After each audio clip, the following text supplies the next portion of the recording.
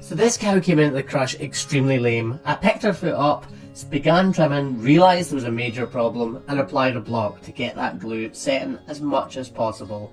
All of that is loose horn, and I decided that this would actually be a really good case to show you guys so you can improve your cows.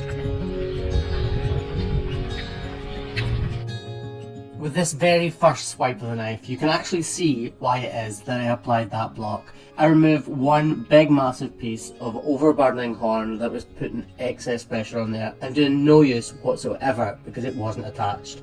All it served to do was trap debris, dirt and slurry underneath it, making the problem even worse.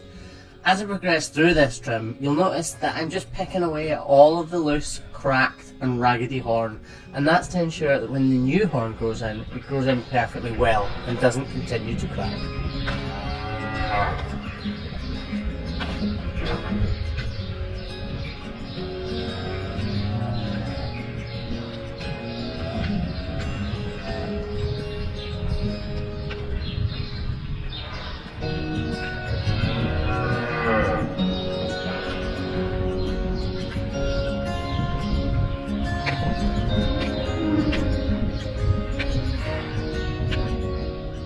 This type of problem is actually described as a complicated sole ulcer, and it's not complicated because it knows long division mathematics.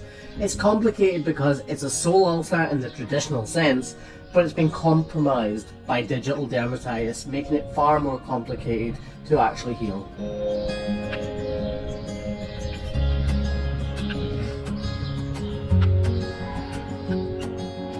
As you can see, she's started to bleed there. It's because there's exposed flesh underneath that horn that I removed. I didn't cut into it, but I did touch it with my knife, and that has caused it to bleed.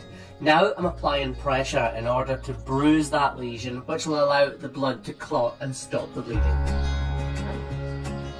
This is the part of the corium which is being affected or complicated by the digital dermatitis. That's why it's kind of granular, open and raw. And here is the actual ulcer itself. So that little protruding part of flesh is the ulcer itself, and it is really tempting for people just to snip that off with a knife, but that's one of the worst things you could actually do. We can heal this up without cutting any of that pound flesh away, and actually that's the job of a vet, not a hoof trimmer.